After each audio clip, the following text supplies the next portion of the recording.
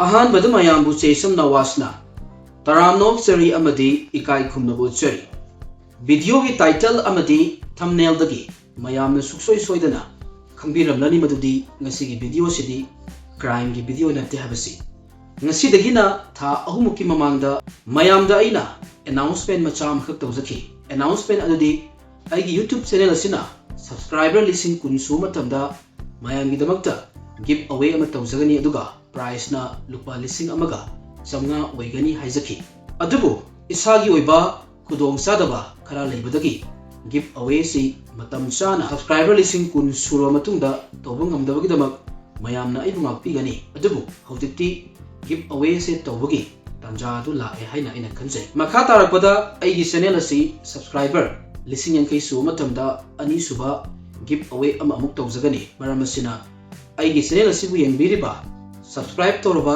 isrinaw sing amadi subscribe tawdriba isrinaw singna matung tarakpada lakadaba crime gi wari singda support tawbiduna khara thuna subscriber listing yankai suanbada mateng pangbiu haizari ai video asi hobudagina loyo fawbo yengbiro matungda ngasigi winner oigadoriba nupa na chaga nupi aduna aigi WhatsApp number 8700678662 da adom YouTube channel ki username adu screenshot lobiraga thabiraknaba haizari hairiba number asi main balance yaudabani maramaduna call tawbudi chaloi WhatsApp ta call toragadi chatkani adu message oina WhatsApp ta screenshot adu thabiraw aduga call toge haibasu topiu kaisu akai balite adugu main call di chaloi balance yaudabani hawjikti give away si tawnaba ai adum sinjarage video si nambada asoi baramna ka yaurgasu mayam ngaktigani masi ai ahan na tawbana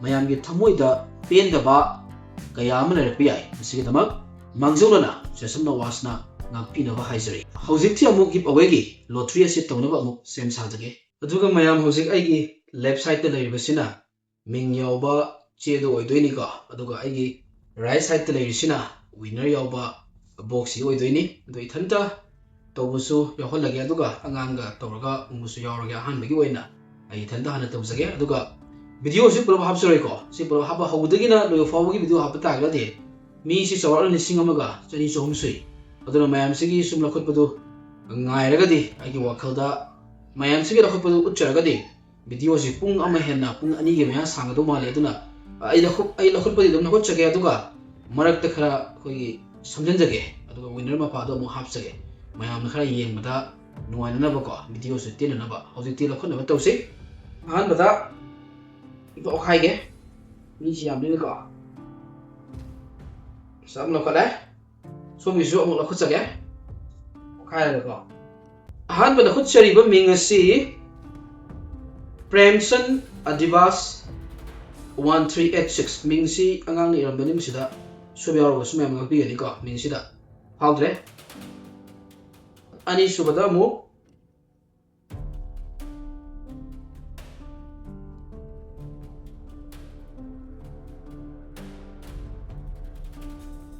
nakisina tolen tomba mangang cha hayo mali magi mingsi ko daga magi mingsi su powder process ale to mo nakotsi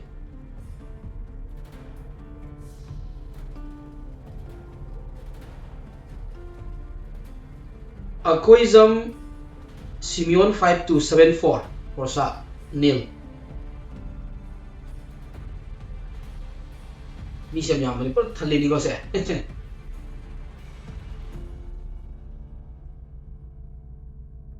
mathang gisina Hafizimem Hussein 1128 haini mingsi sumna area la area khande ko masu fogdre ai ni ibanate ai angang da yanbani do mingsi ba thoropada do mayam khambiro gani ai gini habsi ko andang amu Maringson 3123 nil mathang yong ko se mjalaga ko si lisingam siam sang no wala si fogdre mingsi mutang MD Zahir 4034 nil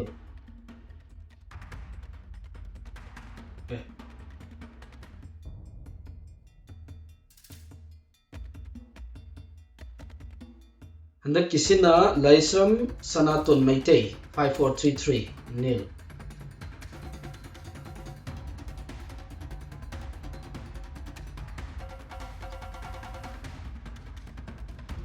Mathang kisina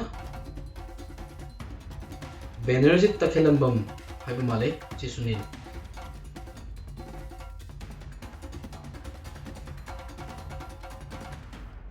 Mathang isina Ranjan Naurem yamna comment toina pibirakwa video khudi mata comment pibirakwa yamani magi su faudre.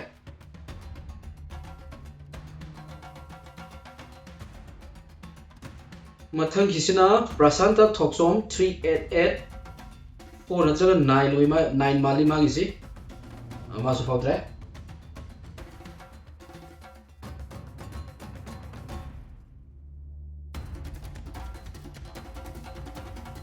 Mathang kisina Crazy World Good Thought 484 haiba mali masu faudre.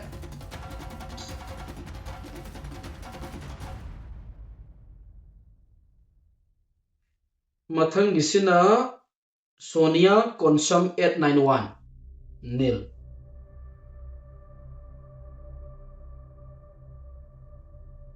Mathang kisina Parwes Maibam nil. MP mix tawdage marak sida.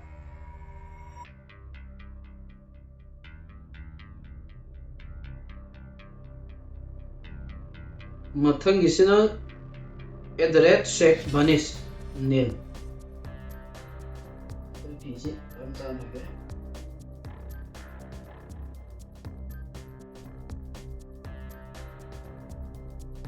Mingsi Sanirita Devi 1225 I do male chisunil tae.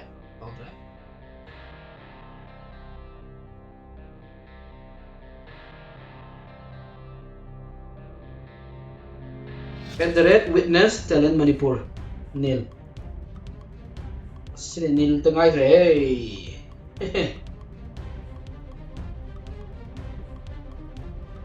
Balendro yumlem 7563 or mane nil.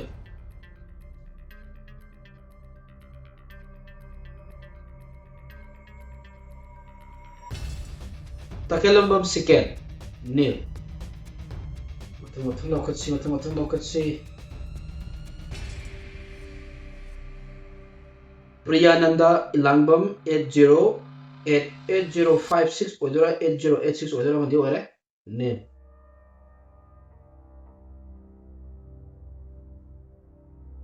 Sonia Chanu Thoksom nil.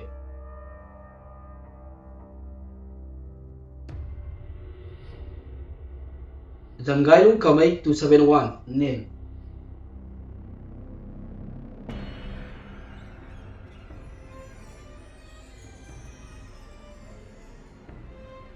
Kesipur 9227 nil. Ingsi mayam aina moina iram bada soy bada aina pawada lan biar bus mayam ngapi gani ka. Mamta Thaunauzam nil.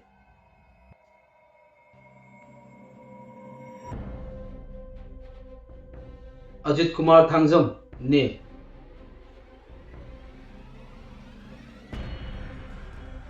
Mayang Lambam Maitei nil.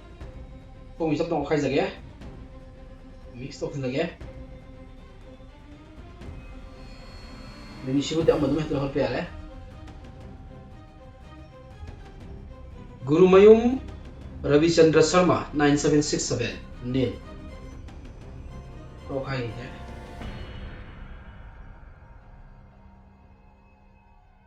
Naurem Biswanath Singh 6911 nil.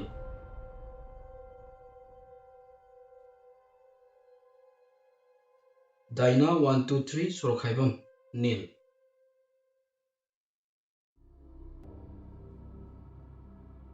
Pinalo hey ate Konsam Silabati Devi nil.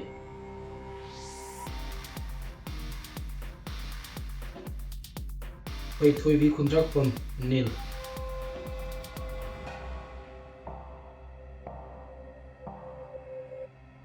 MD Altaf nil. Nil tengah itu. Herojit EFF hadu kan wari nil.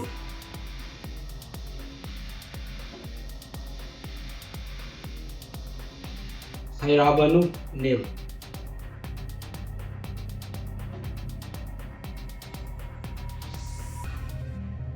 Ngantwe Karam 9862 nil.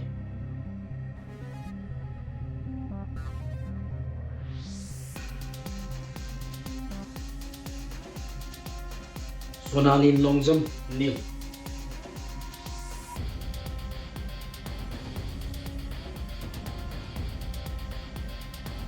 Trimayum Sangita 6018K HH Odunika nil.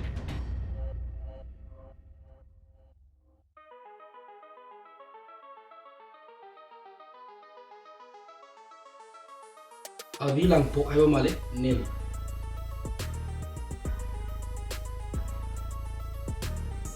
Longjam Romesh 4456 nil.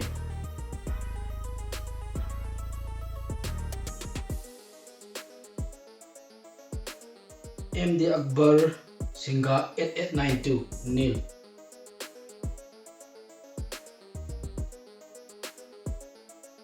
Robert Thunaujam nil.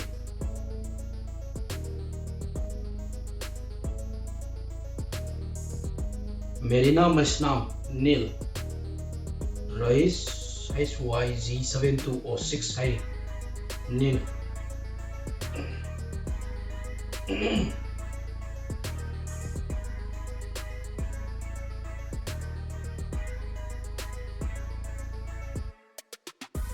India Top News nil.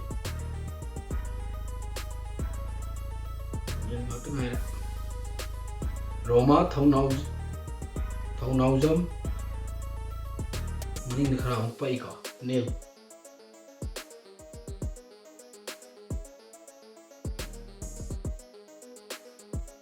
Thoibi Salam 4664 nil.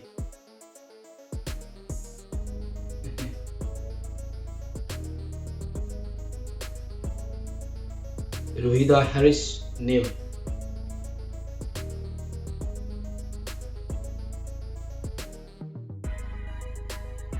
Mumbai da Ibomsa 80545 aduga mamangi sina kaya dune pa thoktre nil.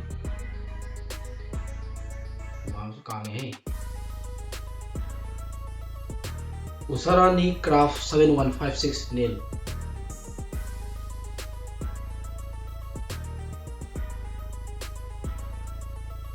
Ave Ngangmai 8061 nil. Muhammad Mirza Ahmad 8001 nil.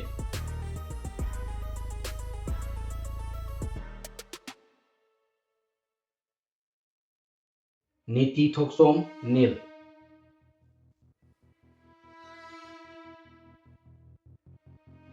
Thoba 9189 nil.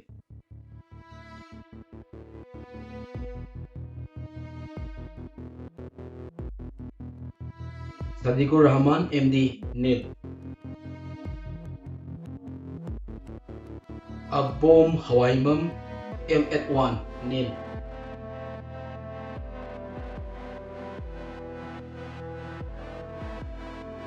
Sazina Ahmad Kori Mayum nil.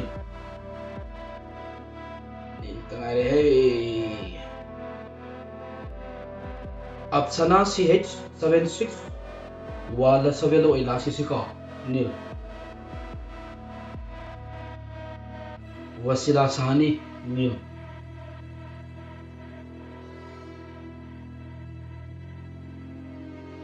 Tamfa 518 nil.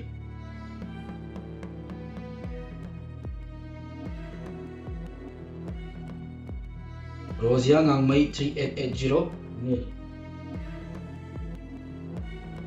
Asfia Hussein nil. Thoinu Gotimayum 9919 Ormane nil. Laisom Somorjit 8846 nil.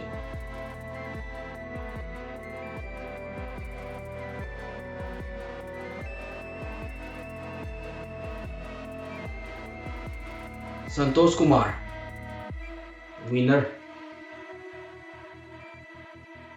Mukan haizage ngasigi winner si Santosh Kumar hariba nupa sina oikre.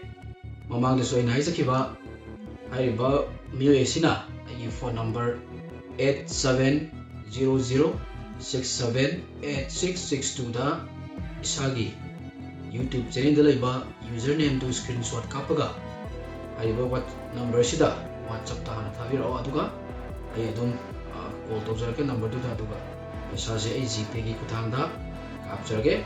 Ngasi winner si Santosh Kumar hariba nupa sina oikre. Ngasi giveaway sigi layok faba miyoy haibadu mahakna takre.